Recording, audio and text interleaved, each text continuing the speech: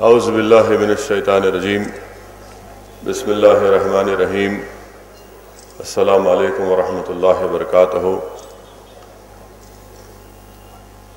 محترم مولانا جناب ظہیر الدین صوفی صاحب، مجلس اتحاد المسلمین کے شریک معتمد اور رکن اسمبلی و اراکین اسمبلی، میئر مجلس بلدیہ گریٹر حیدرآباد، صدور معتمدین مجلس اتحاد المسلمین، میرے مجلسی رفقا، بزرگان ملت، نوجوان ساتھیوں، پس پردہ بیٹھ کر سننے والی میری عزتدار ماں اور بہنوں، عزیز دوستو، ہم کو یہ تاریخ اسلام میں علماء کرام نے ہم کو یہ سمجھایا اور سکھایا کہ ماہ محرم کا پہلا عشرہ ہم کو عالم اسلام کو اللہ کی راہ میں اسلام کی سربلندی کے لیے اپنی جان کی قربانی اور نذرانہ پیش کرنے کا مطالبہ کرتا ہے۔ اور اگر ہم سیرت نبوی کا مطالعہ کریں گے یا پھر علماء کرام کے قدموں کے پاس بیٹھ کر ان کے بصیرت و فروز پیغام کو سنیں گے تو یقیناً آپ نے اور ہم نے یہ سنا ہوگا کہ یوم عاشورہ کے دن ہی حضرت آدم علیہ السلام کی توبہ قبول ہوئی، یوم عاشورہ کے دن ہی کشتی نوح کو قرار ملا، یوم عاشورہ کے دن ہی اللہ کے رسول صلی اللہ علیہ وسلم نے جب مکے سے مدینے کو ہجرت کی اور جب آپ نے دیکھا کہ اس دن یہودی روزہ رکھتے ہیں اور دریافت کرنے پر معلوم ہوا کہ یہودی روزہ اس لیے رکھتے ہیں کہ اس دن حضرت موسیٰ علیہ السلام کی دعا قبول ہوئی تھی، تو رسول اللہ صلی اللہ علیہ وسلم نے ارشاد فرمایا کہ حضرت موسیٰ علیہ السلام پر سب سے زیادہ ہمارا حق بنتا ہے، اور اللہ کے رسول صلی اللہ علیہ وسلم نے یہ امید ظاہر کی اور یہ فرمایا کہ میری امت بھی 9 اور 10 محرم کو تمنا کی کہ 9 اور 10 محرم کو روزہ رکھے، جو ہمارے لیے کل یوم عاشورے کا دن ہے، جہاں پر یہ ماہ مبارک کی یہ خصوصیت اور اہمیت ہے، وہیں پر میرے عزیز دوستو یہ ماہ محرم ہم کو اہل بیت سے قربت کا ایک موقع عطا فرماتا ہے۔ یہ ماہ محرم ہم کو اہل بیت کی اس عظیم قربانی کو یاد دلاتا ہے۔ یہ ماہ محرم ہم کو اہل بیت سے محبت کرنے کا طریقہ اور سلیقہ سکھاتا ہے۔ یہ ماہ محرم ہم کو اہل بیت سے محبت کیوں کرنا، اس کی وجہ ہم کو بتاتا ہے۔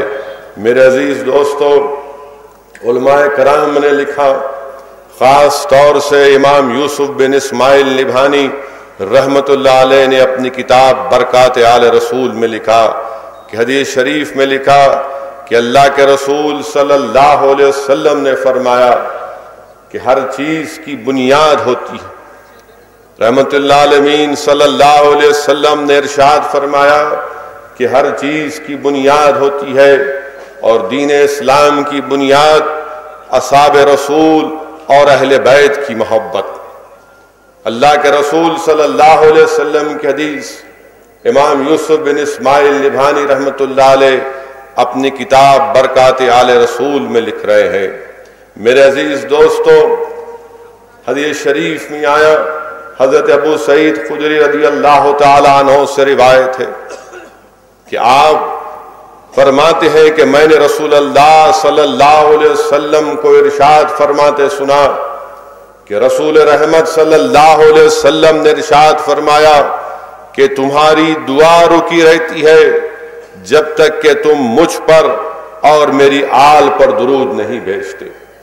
تو معلوم ہوا کہ دعا کی قبولیت کے لیے ضروری ہے کہ اللہ کے رسول صلی اللہ علیہ وسلم اور آپ کی آل اہل بیت پر درود و سلام بھیجنا۔ اگر آپ تاریخ کی کتابوں کا یا علماؤں کی صحبت میں بیٹھیں گے تو ضرور آپ یہ بھی سنیں گے کہ امام جعفر الصادق رضی اللہ تعالیٰ عنہ نے ارشاد فرمایا کہ جب اللہ قرآن میں فرماتا ہے کہ وَاعْتَصِمُوا بِحَبْلِ اللَّهِ، یعنی حبل اللہ کا مطلب یہ ہے کہ اہل بیت، اللہ قرآن میں فرما رہا ہے کہ اللہ کی رسی کو مضبوطی سے تھام لو اور نفاق یا متفرق مت ہو جاؤ، تو امام جعفر الصادق رضی اللہ تعالیٰ عنہ ارشاد فرما رہے کہ حبل اللہ کا مطلب اہل بیت، اگر تم اہل بیت کو تھام لو گے تو تمہاری صفوں میں نفاق نہیں پیدا ہوگا۔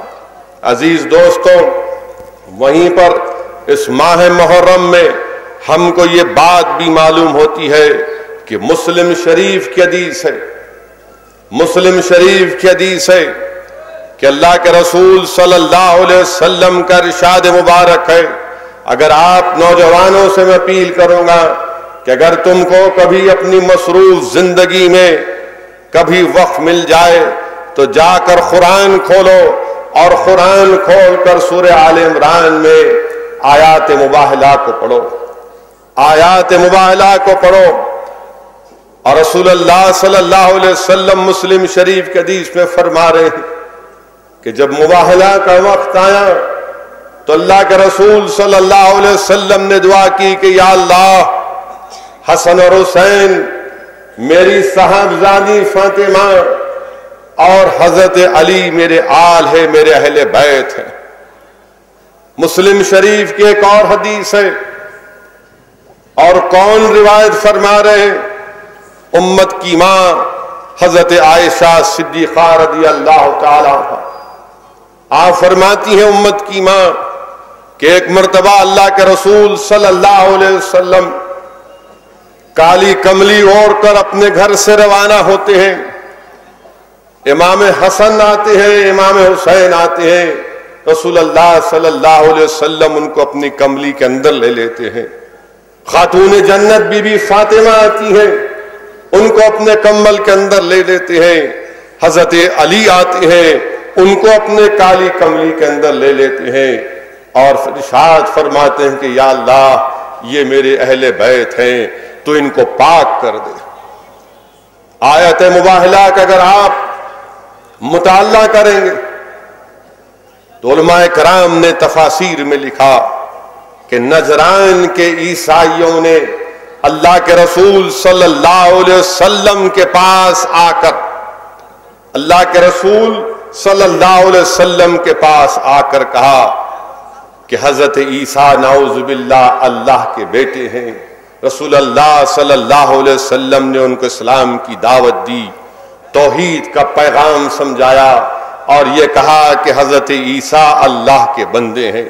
جب نجران کے عیسائی راضی نہیں ہوئے تو اللہ سبحانہ و تعالیٰ نے، رب العالمین نے رسول اللہ صلی اللہ علیہ وسلم کو حکم دیا کہ میرے محبوب ان کو مباہلے کی دعوت دیجیے۔ اور مباہلہ کیا تھا کہ ایک اپنے پورے افراد خاندان کے ساتھ ایک میدان میں جمع ہو جائے اور آ کر یہ اعلان کرے کہ اگر میں حق پر ہوں تو دوسرا سامنے والا جو انکار کر رہا ہے اللہ اس کو تباہ و برباد کر دے۔ تو اللہ کے رسول صلی اللہ علیہ وسلم نے مباہلے کے لیے حدیث شریف کے الفاظ ہیں کہ اپنے دائیں انگلی کی انگلی امام حسن کو دی، بائیں انگلی کی بائیں ہاتھ مبارک کی انگلی امام حسین کو دی، اور اپنی صاحبزادی خاتون جنت بی بی فاطمہ سے کہا کہ میری کملی کو تھام لو، اور حضرت علی سے کہا کہ تم میری صاحبزادی خاتون جنت کے پلوں کو تھام لو، اور جب میں دعا کروں گا تو تم آمین کہنا۔ جب آل رسول میدان میں گئے تو نجرانی عیسائیوں کا جو سب سے بڑا پادری تھا وہ اس نورانی خاندان کو دیکھ کر چیخ مار کر کہا اور عیسائیوں سے کہا کہ خدا کی قسم میں ایسا نور دیکھ رہا ہوں، اگر یہ لوگ آج پہاڑوں کو حکم دیں گے تو پہاڑ اپنی جگہ سے نکل کر آئیں گے، غنیمت یہی ہے کہ ہم یہاں سے بھاگ جائیں. اور تمام کے تمام نجرانی عیسائی بھاگ گئے. رسول اللہ صلی اللہ علیہ وسلم کے اہل بیت یہ ہے جو مسلم شریف کی حدیث جو میں نے آپ کے سامنے روایت کی. میرے عزیز دوستو، وہیں پر رسول اللہ صلی اللہ علیہ وسلم کی حدیث مبارکہ حضرت حدیث شریف میں آیا، حضرت ابو ذر رضی اللہ تعالیٰ عنہ کیا فرماتے ہیں کہ میں کعبۃ اللہ شریف کے کو پکڑا ہوا تھا اور میں نے اللہ کے رسول صلی اللہ علیہ وسلم کے ارشاد مبارک کو سنا کہ رسول اللہ صلی اللہ علیہ وسلم نے ارشاد فرمایا کہ میری آل کشتی نوح کی طرح، میری آل کشتی نوح کی طرح ہے، جو اس میں سوار ہو گیا وہ بچ گیا، جو نہیں سوار ہوا ہلاک ہوا. تو معلوم ہوا کہ جس نے اہل بیت کو تھام لیا وہ بچ جائے گا دنیا کے طوفانوں سے، کیونکہ اللہ کے رسول صلی اللہ علیہ وسلم نے ارشاد فرمایا. وہیں دارمی شریف کی ایک مرفوع حدیث ہے کہ اللہ کے رسول صلی اللہ علیہ وسلم نے ارشاد فرمایا کہ میں نے اپنی بیٹی کا نام فاطمہ اس لیے رکھا تاکہ جو لوگ اس سے محبت کریں گے اللہ ان کو جہنم سے نجات دے گا، جہنم سے بچائے گا. تو معلوم ہوا عزیزان ملت کہ رسول اللہ صلی اللہ علیہ وسلم کے نواسے امام حسن اور امام حسین، جن کو اللہ کے رسول صلی اللہ علیہ وسلم نے جنت کے شہزادے کہا، اگر تم جنت کے شہزادوں سے محبت کرو گے تو یقیناً جنت تم کو ملے گی. وہیں پر عزیز دوستو حدیث شریف کے الفاظ ہیں کہ اللہ کے رسول صلی اللہ علیہ وسلم ارشاد فرما رہے ہیں کہ جو حسن سے حسین سے، ان کی والد اور ان کے والدہ سے محبت کرے گا وہ جنت میں میرے ساتھ ہوگا، وہ جنت میں میرے ساتھ ہوگا. یعنی اگر کوئی امام حسن اور حسین سے محبت کرے گا، جو بی بی فاطمہ خاتون جنت سے محبت کرے گا، جو شیر خدا امیر المومنین حضرت علی سے محبت کرے گا، تو آقا وعدہ فرما رہے ہیں کہ وہ جنت میں میرا ساتھی ہوگا.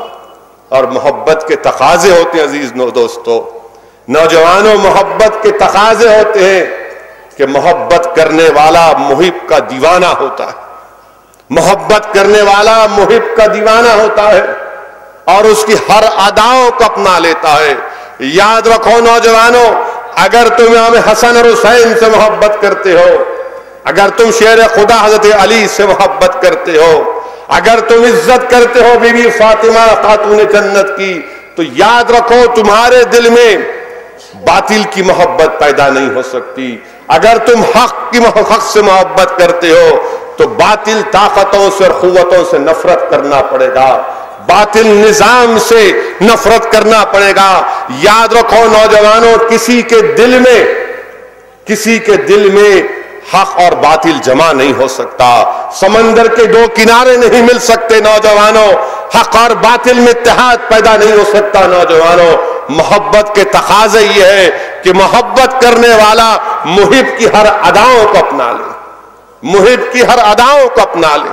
یہ محبت کے تقاضے عزیزان ملت، یہ محبت کے تقاضے نوجوانوں. آج کے جلسے کو منعقد کرنے کا منش اور مقصد یہ ہے کہ اہل بیت کی محبت کو عام کیا جائے، اور اہل بیت کی محبت مسلمانوں میں اتحاد کا ذریعہ بن سکتی ہے. اختلافات مسلک میں ہو سکتے ہیں، اختلافات یقین ہے، مگر ہر کلمہ گو جو لا الہ الا اللہ محمد رسول اللہ کہتا ہے وہ اہل بیت کی محبت پر اختلاف نہیں کر سکتا، وہ اہل بیت کی محبت پر ہرگز اختلاف نہیں کر سکتا. اسی لیے عزیز دوستو، اگر ہم اہل بیت کی محبت میں اضافہ کریں گے، جمع ہوں گے، تو ہم کو دنیا میں کامیابی ملے گی، آخرت میں جنت ملے گی. ہمارے دنیا معاملات میں باہمی محبت پیدا ہوگی، ہم دنیا کو ایک اتحاد اور محبت کا پیغام دے سکتے ہیں. اور عزیزان ملت اسلامیہ، فاروق اعظم کے دور کا واقعہ یاد آ رہا ہے، فاروق اعظم کے دور کا واقعہ یاد آ رہا ہے کہ آپ اللہ سے دعا کر رہے ہیں کہ یا اللہ، آج ہمارے پاس قحط پڑ گیا، بارش کی کمی ہے، اور فاروق اعظم کی دعا کے الفاظ یہ ہیں کہ یا رب العالمین، جب رسول اللہ صلی اللہ علیہ وسلم کے پردہ فرمانے سے پہلے ہم تجھے رسول اللہ صلی اللہ علیہ وسلم کا وسیلہ دیتے تھے تو بارش کو نازل کرتا تھا، آج ہم تیرے حبیب محمد مصطفیٰ صلی اللہ علیہ وسلم کے چچا کا وسیلہ دیتی ہے حضرت عباس کا، یا اللہ تو بارش کو نازل کر۔ یہ فاروق اعظم کی دعا۔ عزیزان ملت اسلامی، آج اسلام پر مختلف طریقوں سے ہر جانب سے حملے کیے جا رہے ہیں۔ کیا یہ ضروری نہیں ہے کہ اہل بیت کو اپنی زندگی کا محور اور مرکز بنائے ان کی محبت کو؟ عزیزان ملت اسلامیہ، اہل بیت کی محبت کا جب ہم ذکر کر رہے ہیں، وہاں پر امام حسین کی اہمیت، امام حسین کی قربانی، آل رسول کے پورے خاندان کی قربانی کو یاد کرنا۔ اللہ کے رسول صلی اللہ علیہ وسلم امت کی ماں امت ام سلمہ کے ساتھ کے گھر میں امام حسن اور حسین کھیل رہے۔ ہماری امت کی ماں دیکھتی ہے کہ اللہ کے رسول صلی اللہ علیہ وسلم کی آنکھوں میں آنسو ہیں، آنکھوں میں آنسو ہیں۔ آپ پوچھتی ہیں کہ یا رسول اللہ صلی اللہ علیہ وسلم، کیا وجہ ہے کہ آپ کی آنکھوں میں آنسو آ گئے؟ رسول رحمت صلی اللہ علیہ وسلم ارشاد فرماتے ہیں کہ حضرت جبرائیل آئے تھے اور آ کر مجھ سے کہا کہ سن 60 ہجری میں میرے بیٹے حسین کو میری ہی امت کے لوگ شہید کر دیں گے۔ اور اللہ کے رسول صلی اللہ علیہ وسلم اس جگہ کی مٹی کے امت کی ماں کے حوالے کرتے ہیں کہ یہ اس جگہ کی مٹی ہے جہاں پر میرا بیٹا حسین شہید کر دیا جائے گا۔ اور اللہ کے رسول صلی اللہ علیہ وسلم ارشاد فرماتے ہیں کہ اس کو اٹھا کر رکھنا، جب اس مٹی میں خون آ جائے گا تو سمجھ لینا کہ میرا بیٹا شہید ہو گیا۔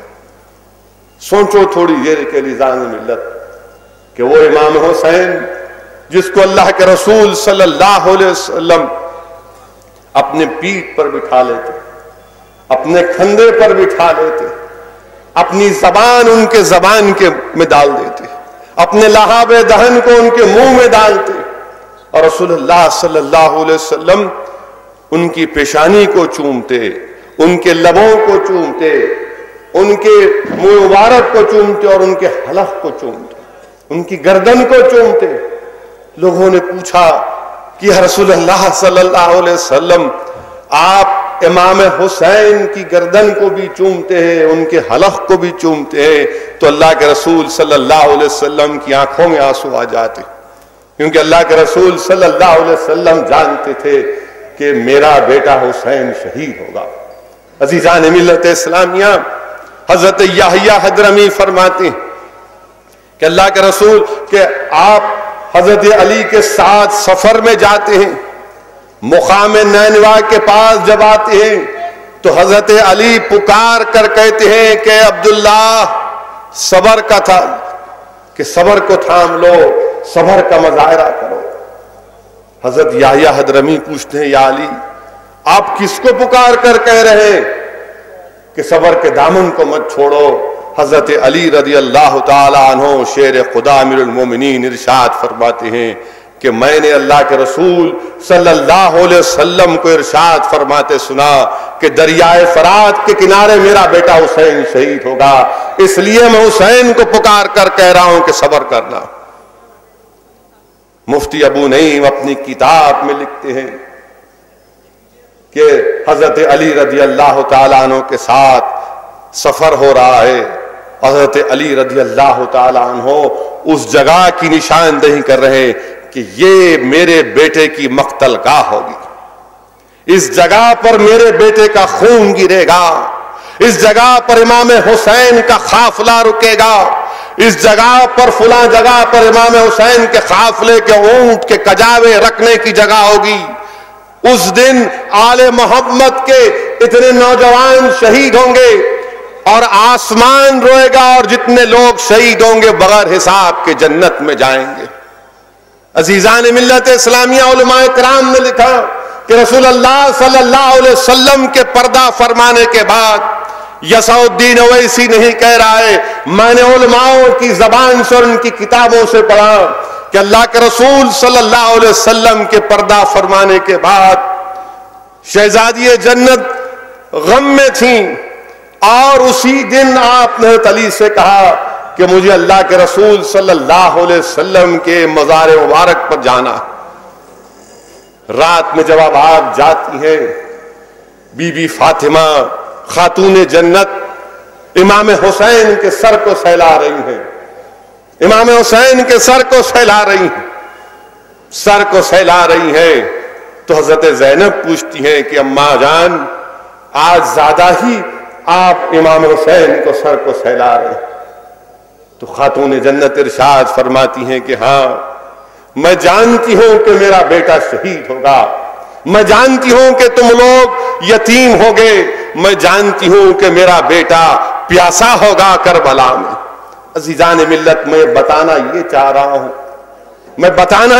رہا ہوں آپ تمام کو کہ اللہ کے رسول صلی اللہ علیہ وسلم ارشاد فرما رہے کہ میرا بیٹا شہید ہوگا، شیر خدا حضرت علی فرما رہے ہیں کہ میرا بیٹا حسین شہید ہوگا، خاتون جنت فرما رہی ہیں کہ میرا بیٹا شہید ہوگا۔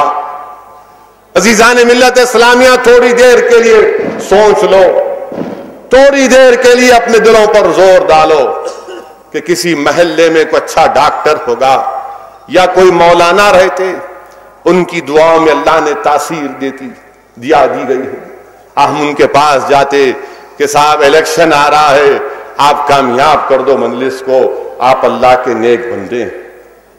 اور یہ اللہ کے نیک بندے ہوتے ہیں، جب وہ ہاتھ اٹھاتے ہیں اللہ، جب وہ آمین کہہ دیتے ہیں تو اللہ ان کی دعاؤں کو قبول کر لیتے۔ یہاں معاملہ کیا ہے؟ یہاں رحمت اللہ العالمین ہے، یہاں امیر المومنین شیر خدا ہیں، فاتح خیبر ہیں، یہاں شہزادی جنت ہیں۔ اگر اللہ کے رسول صلی اللہ علیہ وسلم دعا فرما دیتے کہ یا اللہ میرے بیٹے حسین پر سے یہ مشکلات اور یہ طوفان کو ختم کر دے، تو کیا اللہ دعا کو قبول نہیں کرتا؟ وہ رسول جس کی زبان کن کو کیا کہا شاعر نے بڑا خوب کہا، وہ زبان جس کو سب کن کی کنجی کہیں، اس کے نافذ حکومت پہ لاکھوں سلام۔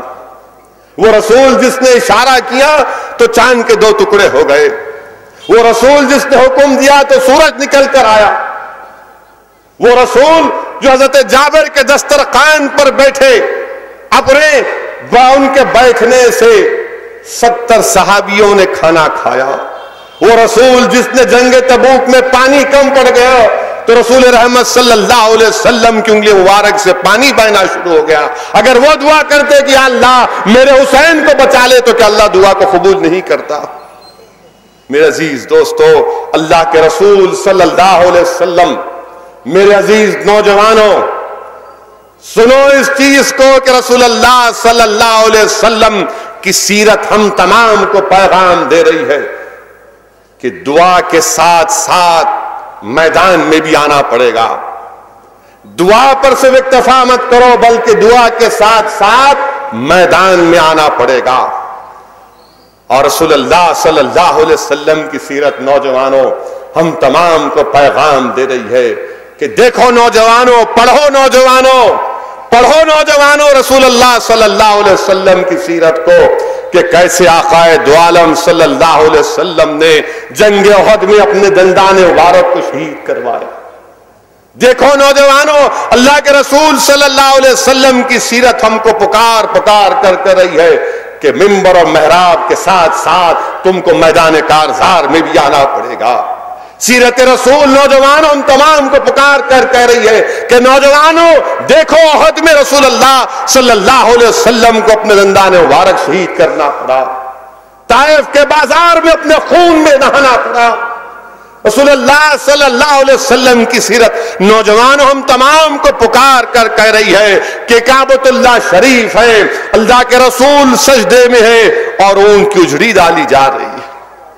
نوجوانوں سیرت رسول صلی اللہ علیہ وسلم ہم سے پکار کر کہہ رہی ہے کہ جنت مشکلات کے پرپیچ وادیوں سے گزر کر ملتی ہے ہم کو۔ نوجوانوں جنت ایسے نہیں ملے گی، نوجوانوں جنت ایسے نہیں ملنے والی ہے نوجوانوں، اس کے لیے ایثار اور قربانی دینا پڑے گا، اس کے لیے مشکلات اور خاک اور خون کے دریاؤں سے گزرنا پڑے گا، اس کے لیے ہم کو اپنی جان کی عظیم قربانی دینا پڑے گا۔ عزیز دوستو، کیا پیغام ہم کو ملتا ہے کربلا سے؟ کربلا سے پیغام یہ ملتا ہے، افسوس تو مجھے یہ بھی ہوتا ہے کہ بعض جاہل قسم کے لوگ، بعض جاہل اور مینٹل اور پاگل قسم کے لوگ یہ بھی کہتے ہیں آج کل کہ نہیں یہ لڑائی نعوذ باللہ اقتدار کی تھی۔ ارے جو لوگ یہ بولتے ہیں، میں تم کو چیلنج کر رہا ہوں، تم تاریخ اسلام سے واقف نہیں ہو، تمہارے دل میں اہل بیت کی بغض ہے، تمہارے دل میں اہل بیت کی محبت نہیں ہے۔ جو لوگ اس طرح کی باتیں کہتے ہیں، یاد رکھو اللہ کے رسول صلی اللہ علیہ وسلم نے فرمایا جو اہل بیت سے بغض رکھے گا حشر کے میدان میں جب آئے گا تو اس کے پیشانی پر لکھا ہوگا کہ اللہ کی رحمت سے مایوس ہے۔ حدیث شریف میں آیا کہ کفر پر مرے گا۔ تفسیر روح البیان کو اٹھا کر پڑھو نوجوانوں، تم کو اگر سیل فون کے سوشل میڈیا ٹویٹر فیس بک پر اپنا اسٹیٹس اپڈیٹ کرنے سے فرصت مل جائے تو کبھی تفسیر روح البیان کو اٹھا کر پڑھو کہ حدیث شریف لکھی جا رہی ہے تفسیر روح البیان میں، تفسیر کبیر میں، کہ اللہ کے رسول صلی اللہ علیہ وسلم ارشاد فرما رہے کہ جو میری آل کی محبت میں مرے گا اللہ اس کو بخش دے گا، جو میری آل کی محبت میں مرے گا اللہ اس کو توبہ دے گا، جو میری آل کی محبت میں مرے گا وہ شہید کا درجہ اس کو ملے گا، جو میری آل کی محبت میں مرے گا ملک الموت مرنے سے پہلے اس سے آ کر بولیں گے کہ تیری روح قبض کی جا رہی ہے۔ حدیث شریف میں آیا کہ جو اہل بیت کی محبت میں مرے گا وہ جنت میں ایسے داخل ہوگا جیسے کوئی نئی دلہن اپنے نئے گھر میں جاتی ہے، اور جو اہل بیت کی محبت نہیں کرے گا، بغض میں مرے گا، تو حشر کے میدان میں پیشانی پر لکھا جائے گا کہ اللہ کی رحمت سے مایوس ہے، یہ اللہ کی رحمت سے مایوس ہے۔ تو نوجوانوں، اہل بیت سے اپنی محبت کو مضبوط کرو۔ اور اللہ کے رسول صلی اللہ علیہ وسلم نے مسلم شریف کی حدیث میں کیا فرمایا؟ میرے آقا نے فرمایا کہ میں تمہارے درمیان میں دو چیزیں چھوڑ کر جا رہا ہوں، ایک قرآن جو نور ہے اور جس میں ہدایت کی باتیں ہیں، اور دوسرے میری اہل بیت، دوسرے میری اہل بیت۔ اسی لیے نوجوانوں یاد رکھو، اگر تم کوئی گھر کو تعمیر کرتے ہو، بلڈنگ کو تعمیر کرتے ہو، تو بلڈنگ کی بنیاد اچھی ہونا پڑتا ہے۔ اگر بنیاد مضبوط نہیں رہی تو بلڈنگ اور گھر گر جائے گا۔ تو یاد رکھو ایمان کی بنیاد اہل بیت کی محبت ہے، ایمان کی بنیاد نوجوانوں یاد رکھو اہل بیت کی محبت ہے، اہل بیت سے محبت کرو۔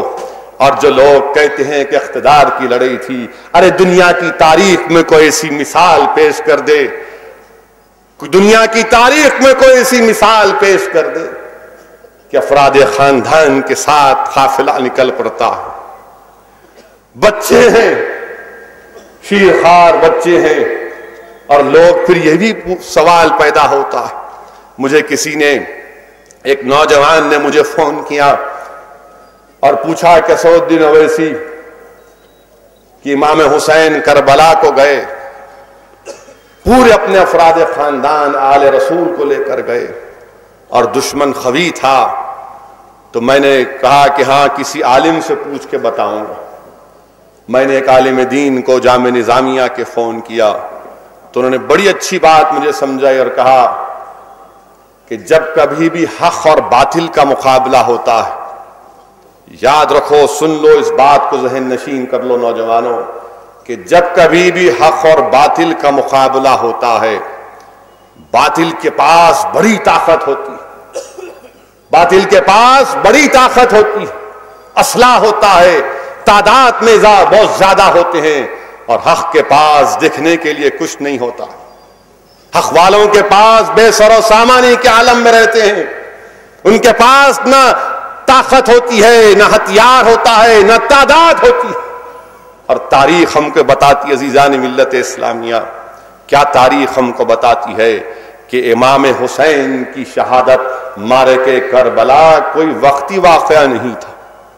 اللہ سبحانہ و تعالیٰ نے، یہ قدرت کا نظام ہے میرے عزیز دوستو، کہ جب نمرود کا ظلم بڑھ گیا تو اللہ نے حضرت ابراہیم کو پیش کیا. جب فرعون کا ظلم بڑھ گیا تو اللہ نے موسیٰ کو طاقت دی، قوت دی. اور جب فرعون کے دربار میں اسلام کی اہمیت نہیں رہی، جب یزید کے دربار میں اسلام کی اہمیت نہیں رہی، جب یزید کے دربار میں شریعت کی اہمیت نہیں رہی بلکہ طبیعت شریعت پر غالب آ چکی تھی، جب یزید کے دربار میں شراب نوشی عام تھی، یزید کے دربار میں کتے اور بندروں کا ناچ ہوتا تھا، تو اللہ سبحانہ و تعالیٰ نے باطل کے خاتمے کے لیے امام حسین کو طاقت اور قوت دی. عزیزان ملت اسلامیہ، یہی امام حسین جب معرکہ کربلا میں گئے، تاریخ ہم کو کیا بتاتی ہے کہ ایک کے بعد ایک تمام آل رسول شہید ہو گئے، ایک کے بعد ایک. یہ کوئی اقتدار کی لڑائی نہیں تھی. اگر کوئی یہ کہہ رہا ہے تو اس سے بڑا کوئی ظالم نہیں ہو سکتا. اگر یہ کوئی کہہ رہا ہے تو اس سے بڑا کوئی ظالم نہیں ہو سکتا. عزیزان ملت اسلامیہ، جب یزید کے دربار میں ان تمام برائیاں عام ہو چکی تھیں، یہ تمام برائیاں عام ہو چکی تھیں، تو امام عالی مقام امام حسین اور آل رسول نے اپنی جانوں کی قربانی پیش کر دی. اور کون امام حسین؟ جن کو اللہ کے رسول صلی اللہ علیہ وسلم نے اپنے کھندے پر بٹھایا. اور ایک واقعہ میں آیا کہ فاروق اعظم نے جب دیکھا کہ امام حسین رسول اللہ صلی اللہ علیہ وسلم کے پیٹھ پر بیٹھے ہوئے ہیں تو فرمایا کہ کیا سواری ہے؟ تو اللہ کے رسول صلی اللہ علیہ وسلم نے فوراً جواب دیا کہ کیا سوار بھی ہے، کیا سوار بھی ہے. عزیزان ملت اسلامیہ، امام حسین کی سیرت سے، زندگی سے ہم کو کیا درس ملتا ہے کہ اگر کوئی ظلم کرتا ہے تو ظلم نہیں سہنا. اگر کوئی ظلم کرتا ہے تو ظلم نہیں سہنا. اگر کسی کمزور کا حق نہیں ملتا تو اس کا حق دلانا. باطل طاقتوں سے سمجھوتا نہیں کرنا. یہ امام حسین کی زندگی کا ہم کو پیغام ملتا ہے. عزیزان ملت اسلامیہ، اگر ہم معرکہ کربلا کو دیکھیں گے تو واقعات میں آیا کہ امام حسین کے فرزندگان علی اکبر اور علی اصغر ایک صاحبزادے جا کر مقابلہ کرتے ہیں اور تمام یزید کے کئی سپاہیوں کو واصل جہنم کرتے ہیں. جسم پر زخم آتے ہیں. جب پانی کی پیاس لگتی تو واپس آتے اور کہتے ابا جان اگر تھوڑا پانی مل جائے تو دوبارہ اور طاقت کے ساتھ جا کر دشمن کی صفوں میں گھس کر یزید کی فوجیوں کو ختم کر دو. تو امام حسین فرماتے ہیں کہ بیٹا پانی تو نہیں ہے، لا اپنی زبان میری زبان میں رکھ لے تاکہ تجھے کچھ فائدہ ہو جائے. دوبارہ آتے ہیں کہ ابا جان پیاس لگ رہی ہے. تو دنیا کی کوئی تاریخ میں واقعہ بتلا دے کہ ایک والد اپنے بیٹے سے کہہ رہا ہے کہ میرے بیٹے جا، تیرے نانا محمد مصطفیٰ صلی اللہ علیہ وسلم کی کوثر تیرا انتظار کر رہی ہے.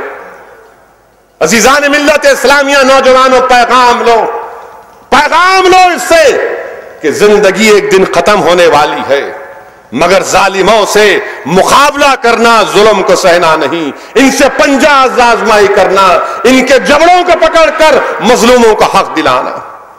اور جب آپ کے فرزند شہید ہو گئے، نیزہ لگا سینے میں، تو آواز آئی تو امام حسین دوڑے چلے گئے، دوڑ کر گئے. اور جب نیزہ سینے میں تھا آپ کے فرزند نے کہا ابا جان ذرا یہ نیزہ نکال دیجئے تاکہ میں اور جا کر مقابلہ کر سکوں. اور آپ شہید ہو گئے. تو تاریخ میں آیا کہ اس وقت تک امام حسین کے بال مبارک اور داڑھی کے بال مبارک سفید نہیں ہوئے تھے. جب آپ اپنے نوجوان بیٹے کی لاش کو اپنے ہاتھوں میں اٹھا کر اپنے خیمے میں لاتے ہیں تو آپ کی صاحبزادی نے کہا کہ ابا جان بوڑھے ہو گئے، تمام داڑھی کے بال سفید ہو گئے. آپ کا ایک والد کا غم تھا. کون بھول سکتا ہے اس عظیم قربانی کو آپ کے فرزند کے علی اصغر کو کہ آپ 6 مہینے کا بچہ ہے اور ظالموں نے تیر مارا تو حلق میں آ کر لگ گیا. واقعات میں آیا کہ امام حسین نے اس تیر کو نکالا, اس خون کو اپنے ہاتھ میں لیا اور آسمان کی طرف اشارہ کر کے کہا یا اللہ اگر تو اس سے راضی ہے تو میں بھی راضی ہوں, تیری رضا میں میری رضا.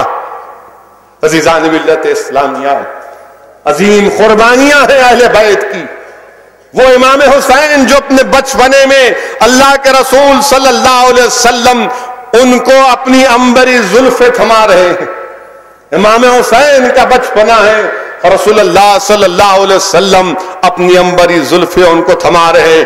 یہی امام حسین جو اپنے نانا کے عنبری زلف کو تھام رہے تھے, کربلا میں اسلام کی ڈوبتی ہوئی کشتی کو تھام لیتے. کربلا میں اسلام کی ڈوبتی کشتی کو تھام لیتے.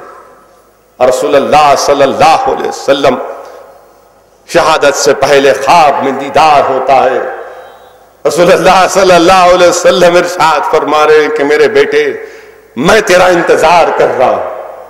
عزیزان ملت اسلامیہ, امام حسین کی شہادت کے بعد باطل طاقتوں نے سمجھا کہ ہم اہل بیت کو اپنے طاقت سے تلوار سے قلم کر دیں گے, مگر تاریخ نے دیکھا کہ امام سید السجاد امام زین العابدین نے اپنے کردار کا ایسا مظاہرہ پیش کیا کہ یزیدی لشکر پر اپنے کردار کے تماچے مارے. مظلوم ہیں, کمزور ہیں, بیمار ہیں, یزید کے قیدی ہیں.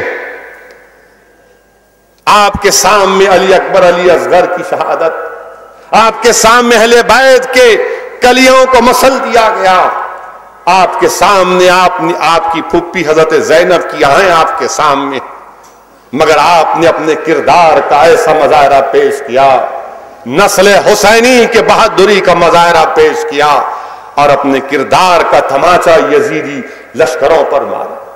دنیا نے دیکھا کہ یزید بیٹھا ہوا ہے مسجد میں اور امام زین العابدین کھڑے ہوتے ہیں اور اس کے سامنے کہتے ہیں, اس ظالم یزید کے سامنے, اس ملعون کے سامنے کہتے ہیں کہ بتا حشر کے میدان میں تو کیا جواب دے گا. تو یزید پکار کر کہتا ہے کہ جمعے کی نماز کی اذان دو. جب موذن اشہد ان محمد رسول اللہ کہتا ہے تو امام زین العابدین فرماتے ہیں کہ تجھے محمد صلی اللہ علیہ وسلم کا واسطہ ٹھہر جا. یزید پریشان ہو جاتا ہے, پریشان ہو جاتا ہے. امام زین العابدین جو خطبہ دیتے ہیں اور تمام نوجوانوں اس سے عبرت حاصل کرو, اس سے ایک امید حاصل کرو, اس سے اپنے حوصلوں کو بلند کرو. یقیناً تمہاری زندگی میں مشکلات ہوں گے, یقیناً ہماری زندگی میں چیلنجز ہوں گے, یقیناً زمانہ ہم کو ایک کارنر کر رہا ہوگا, دنیا ہم تمام پر غلبہ حاصل کرنے کی کوشش کر رہی ہے. مگر امام زین العابدین نے کیا فرمایا؟ امام زین العابدین نے فرمایا, آپ نے فرمایا, نوجوانوں سنو اس کو, کہ امام زین العابدین نے فرمایا جب باطل طاقتوں سے مقابلہ ہوگا, اگر تمہارے گھر لٹتے ہیں تو لٹ جانے دو, اگر تمہارے گھر لٹتے ہیں تو لٹ جانے دو, اگر تمہارے سر کٹتے ہیں تو کٹ جانے دو, اگر یہ باطل طاقتیں تم کو قید و بند کی صحبتوں میں ڈال کر تمہارا امتحان لینا چاہتی ہے تو امتحان لے لو, مگر کبھی بھی باطل طاقتوں سے سمجھوتا مت کرو, کبھی بھی باطل طاقتوں سے سمجھوتا مت کرو. نوجوانوں, آج کربلا کے ریگوں سے آواز آ رہی ہے, اللہ اگر تم کو وہ کان دے گا تو وہ کربلا کے ریگستانوں سے آواز آ رہی ہے. امام حسین کی روح عالم اسلام کو پکار کر کہہ رہی ہے, وہ حضرت زینب کا جو خیمہ صدا لگا رہا ہے, وہ علی اکبر علی اصغر کا خون کا ایک ایک قطرہ پکار رہا ہے, وہ دریائے فرات کا کنارہ جو اہل بیت کے خون سے لال ہوا وہ پکار کر کہہ رہا ہے ارے اگر حسین سے محبت کرنے والے ہو تو حسینیت کو اپنے قول اور عمل میں پیدا کرو, اپنے فعل میں پیدا کرو, اپنے کردار میں پیدا کرو. یاد رکھو نوجوانوں, حسینیت زندہ ہے اور صبح قیامت تک حسینیت کے پرچم لہراتے رہیں گے. یزید مردہ ہے، یزیدیت مردہ رہے گی، یزیدیت ختم ہو کے رہے گی. یاد رکھو نوجوانوں، حسینیت اتحاد کا پیغام دیتی ہے، یزیدیت نفاق کا پیغام دیتی ہے. حسینیت علم کا پیغام دیتی ہے اور یزیدیت انتشار اور جہالت کا پیغام دیتی ہے. یزیدیت لوٹنے کا نام ہے، حسینیت قوم کی امانت کو بچانے کا نام ہے. یزیدیت قوم کی دیواروں کو گرانے کا نام ہے، حسینیت قوم کی دیواروں کو اٹھانے کا نام ہے. تم کیا پسند کرو گے یہ تمہارے سامنے، اور ڈرنے اور گھبرانے کی ضرورت نہیں. ہندوستان کا اقتدار اگر کسی ظالم کے ہاتھ میں جاتا ہے تو ڈرنے اور گھبرانے کی ضرورت نہیں ہے. ہم حسینی غلام ہیں، ہم حسینی پرچم لے کر آگے بڑھنے والے.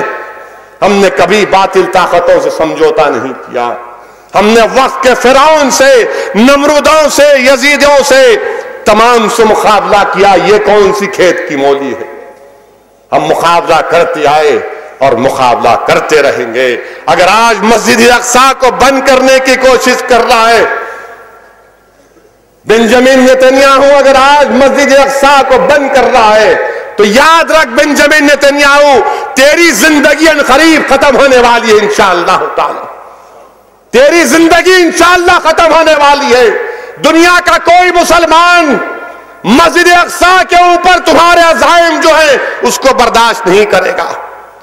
یہ ہماری جگہ ہے، یہ ہماری جگہ ہے. فلسطین ہمارا ہے، مسجد اقصی ہماری ہے، وہ مبارک سرزمین ہماری ہے. اور انشاءاللہ تعالی قیامت اس وقت تک نہیں آئے گی جب تک کہ یہاں کا بچہ بچہ، دنیا کا بچہ بچہ مسجد اقصی میں حی علی الصلاۃ اور حی علی الفلاح کی صدائیں نہیں دے گا. آج یہی کام آپ کو اور ہم کو کرنا ہے کہ یزیدیت کے خلاف حسینیت کے پرچم کو اٹھانا پڑے گا. حسینیت کے پرچم کو اٹھانا پڑے گا. ڈرنے اور گھبرانے کی ضرورت نہیں ہے. نوجوان اپنے حوصلوں کو بلند کرو اور یاد کرو کہ امام حسین کی شہادت کو اللہ کے رسول صلی اللہ علیہ وسلم نے ارشاد فرمایا کہ انبیاء سے بڑا امتحان دیا جاتا، پھر صدیقین سے، پھر شہداء سے، پھر صالحین سے. امام حسین کی شہادت، میرے عزیز دوستو، میرے نوجوانوں، امام حسین کی شہادت تمام انبیاء کی سنت، انبیاء کی سنت رہی ہجرت کرنا. امام حسین نے مدینہ سے کوفہ ہجرت کی. انبیاء کی سنت رہی کہ گھر بار کو چھوڑ دینا، امام حسین نے گھر بار کو لٹایا. انبیاء کی سنت رہی کہ بھوک اور پیاسے رہنا، امام حسین نے بھوک اور پیاس کو اپنایا. امام حسین نے اپنا سب چیز قربان کیا، اپنی آل کو قربان کیا. اور کیسے صبر کا مظاہرہ کیا. اگر وہ صبر نہ کرے تو کون کرے. امام حسین کا صبر در حقیقت نوجوانوں یہ صبر فاطمہ ہے، یہ صبر فاطمہ ہے. میرے عزیز دوستوں اور نوجوانوں، کربلا سے پیغام مل رہا ہے کہ صبح قیامت تک جو اسلام کی راہ میں ایثار کرے گا، جو اسلام کی راہ میں قربانی دے گا، جو اسلام کی عظمت کے لیے، اسلام کی سربلندی کے لیے اپنی جان کے نذرانوں کو پیش کرے گا، جو دین کی مضبوطی کے لیے اپنی آل کو قربان کرے گا، وہ در حقیقت حسینی پرچم کو اٹھائے ہوئے ہے، جو اسلام کی راہ میں ہر چیز کو قربان کر دے گا. یاد رکھو یہ چیزیں کتابوں سے نہیں ملتی، یہ چیزیں عمل سے ملتی ہیں. نوجوان یہ چیزیں عمل سے ملتی ہیں. اسی لیے میرے عزیز دوستوں اور نوجوانوں، حالات چاہے کچھ بھی ہو، ڈرنے اور گھبرانے کی ضرورت نہیں، متحد رہنے کی ضرورت ہے. اور ایک عجیب بات ہے کہ ہمارے ملک میں دلی کی جامع مسجد کے بھی ایک امام صاحب، عجیب و غریب. اگر شاہجہاں کو معلوم ہوتا کہ سلطنت مغلیہ ختم ہو جائے گی، یہ امام رہیں گے، تو نے بولتا میں امام بن جاتا ہوں، اس کو بادشاہ بنا دیتا تھا. عجیب و غریب. وقف کی جائیداد آپ کی ذاتی جائیداد ہے احمد بخاری. آپ اپنے بیٹے کو ٹی وی پروگرام میں تھا تو ان کے بھائی بول رہے ان کی کورونیشن ہو رہی، کہتے تاج پوشی ہو رہی، ان کی کون سا تاج ہے وہی آپ کے پاس. ایک مذاق بنا رہے ہیں لوگوں کے سامنے، ہمارے دین کا مذاق. ارے یہ وہی شخص ہے میرے دوستو، 2002 میں گجرات جل رہا تھا، تباہی اور تباہ و برباد کر کے رکھ دیا گیا. یہی مولانا، یہی احمد بخاری 2004 کے پارلیمنٹ کے انتخابات میں اٹل بہاری واجپئی کو ووٹ دینے کی اپیل کرے تھے. آج کہہ رہے ہیں، یہ بات کہہ رہے ہیں ارے مسجد کو مت استعمال کرو. اگر اتنا شوق ہے پولیٹیشین ہونے کا تو اترو میدان میں مقابلہ کرو، آؤ حیدرآباد آ کے لڑو. اگر وہ ہمت نہیں ہے تو جامع مسجد میں ایک بلدیہ کا الیکشن لڑ کے اپنی ضمانت بچا لو، اپنی ضمانت بچا لو. مگر آج تم یہ جو کھیل کھیل رہے ہو یہ گندا کھیل ہے. 2002 میں جب ہم جل رہے تھے ہم نے مقابلہ کیا بی جے پی سے، آج بھی ہم مقابلہ کر رہے ہیں. ہم اٹل بہاری واجپئی اور نریندر مودی میں کوئی فرق نہیں دیکھتے. ہمارے لیے بی جے پی ہمارے سامنے، ہم بی جے پی سے مقابلہ کر رہے ہیں، آر ایس ایس سے مقابلہ کر رہے ہیں. یہ کام ان کو اچھا نہیں لگتا. اور ہمارے پرائم منسٹر بمبئی میں دھیرو بھائی امبانی ریلائنس دواخانے کا افتتاح کیے. یہ ہمارے کو بولتے کہ ہم جاہل ہیں، فلاں ہیں، اچھا ہے. پرائم منسٹر یہ بول رہے ہیں. اور آرٹیکل ہمارا ہندوستان کے کانسٹیٹیوشن کا ایک آرٹیکل ہے، آرٹیکل 51، یہ کہتا ہے کہ ایک سائنٹیفک ٹیمپرامنٹ، ملک کے ہندوستان کے ہر شہری میں ایک سائنٹیفک مزاج پیدا ہونا چاہیے. یہ ہمارے وزیر اعظم پڑھے نہیں معلوم میرے کو، مگر ایک بات بولے انہوں دواخانے کے افتتاح میں. کیا بولے کہ مہابھارت میں کوئی بغیر اماں کے پیدا ہوا تو سٹیم سیل تھا نہیں تھا. جب انہوں بولے کہ کسی کے سر کو نکال کے سر لگائے تو اس وقت پلاسٹک سرجری تھی. ابا کیا فائٹ مارے بھائی. یعنی اگر مان بھی لیا جائے صحیح ہے، جعفری صاحب ایک 4 لاکھ سال پرانا تو ہوں گا.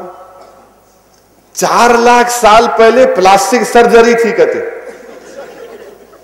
اسٹیم سیل میں تھا کہتے. اوفو، پھر یہ پانی کہیں کو نہیں آ رہا بھائی، پانی نہیں آ رہا. جب اس زمانے میں یہ تھا تو پھر کیوں سوچھ بھارت کرنا پڑ رہا آپ کو. عجیب و غریب، عجیب و غریب ہے یہ. اب میں بول دیا، اب آپ دیکھیں گے 2 دن کے بعد سوشل میڈیا پہ چلیں گا، پھر سے بھڑکاؤ بھاشن دے دیے، پھر سے ہیٹ سپیچ دے دیے. ارے میں نہیں بولا بھائی، انہوں بولے سو بول رہا ہوں میں. انہوں بولے نہیں بولے پوچھ لو ان کو. اور میں بھی نہیں بول رہا ہوں. میں ہندو اخبار میں 2 دن پہلے ایک بہت مشہور جرنلسٹ ہے کرن تھاپر، جو ہیڈ لائنز ٹوڈے میں ان کا پروگرام آتا، انہوں آرٹیکل لکھے تو میں پڑھا. ہم تو یہ ہے نا ہمارا کیا معلوم. آپ یوں ہیں شاید سمجھے ہوں گے آپ. اب کیا بول سکتے. کرن تھاپر لکھے تو پڑھا میں، اس میں انہوں لکھے یہ پرائم منسٹر کیسا بولتی.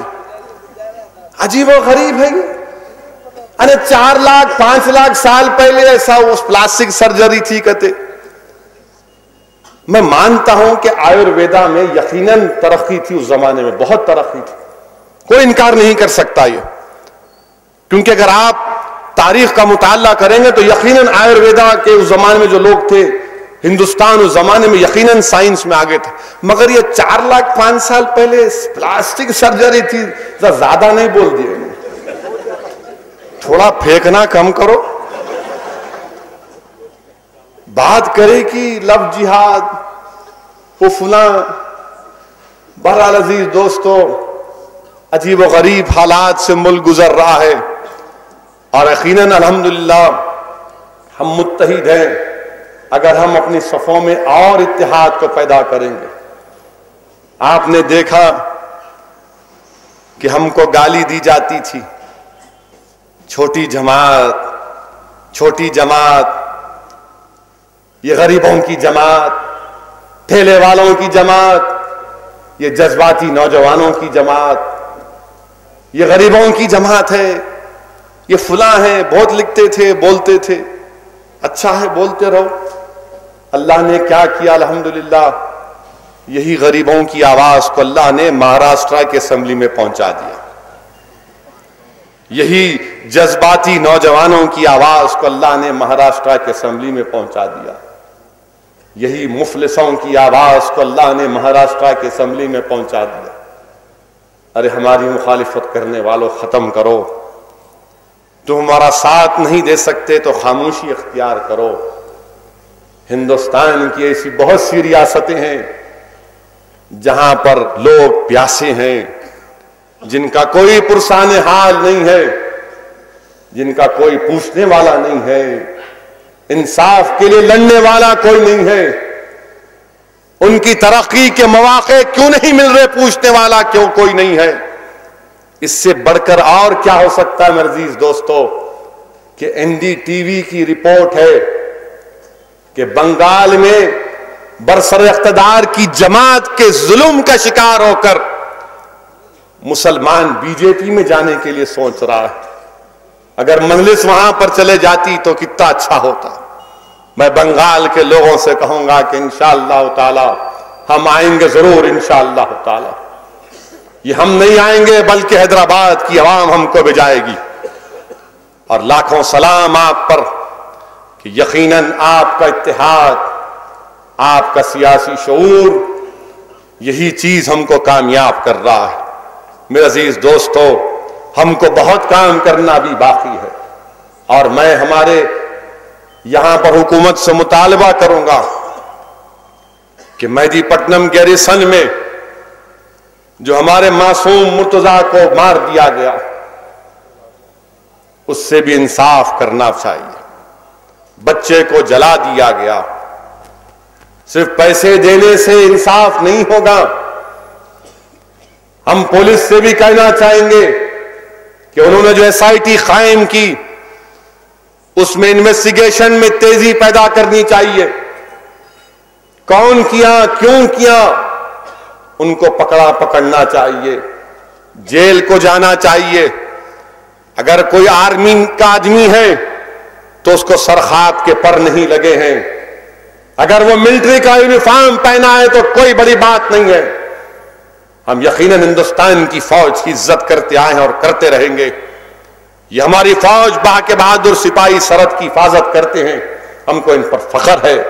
مگر جہاں کرتی کہ ایسے لوگوں کو منظر عام پر لایا جائے، یہ ملٹری کی امیج، آرمی کی امیج کے لیے اچھا نہیں ہے کہ ایک معصوم بچہ ان کے علاقے میں مر گیا. وہ بھی کسی کی ماں کا بیٹا تھا. اس کی ماں اور اس کے گھر پر کیا گزر رہی ہوگی آپ اور ہم نہیں جانتے. ہم حکومت سے مطالبہ کرتے ہیں کہ وہ انویسٹیگیشن میں تیزی پیدا کریں اور معلوم کرے کہ کس نے کیا. آج خبر آئی کہ کوئی ایک آرمی کے آدمی نے خودکشی کر لی.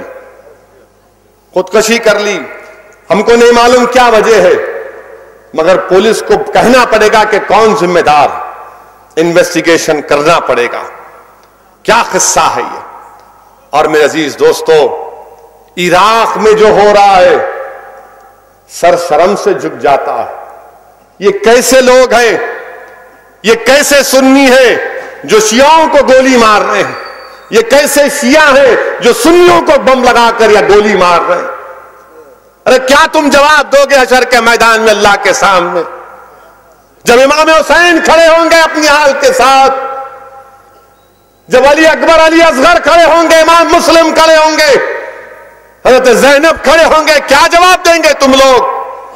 کہ تم گولیاں مار رہے ہو ایک دوسرے کو، بم لگا رہے ہو، کیا کر رہے ہو تم لوگ اس سرزمین پر جہاں پر امام علی مقام نے اپنا خون کا قطرہ بہایا، وہاں پر مار رہے ہیں۔ یہ کون ہے آئی ایس؟ کیا کا خلیفہ، کہاں کا خلیفہ؟ یہ نوجوانوں یہ یاد رکھو، ان کے ویب سائٹ دیکھ کر، ان کے وہ تمام چیزیں دیکھ کر متاثر مت ہونا، یہ دیکھو کہ ان کی نیت میں خلاص ہے یا شر ہے۔ ان کی نیتوں میں شر ہے، گردنیں کاٹ رہے لوگوں کے، گولیاں مار رہے اور موقع فراہم کر رہے ان ظالموں کو وہاں پھر سے دوبارہ جانے کا۔ بہرحال عزیز دوستو، آپ کو اور ہم کو امام حسین کی عظیم قربانی کو یاد کر کے اپنی زندگی میں، اپنے تمام ماحول میں ایک انقلابی تبدیلی کو پیدا کرنا پڑے گا۔ باطل طاقتوں سے متحد ہو کر مقابلہ کرنا پڑے گا۔ اہل بیت سے اپنی محبت میں اضافہ کرو، اس رشتے کو مضبوط کرو، اور یاد رکھو یہی چیز ہم کو کامیاب اور کامران کرے گی۔ وآخر الدعوانا الحمدللہ رب العالمین۔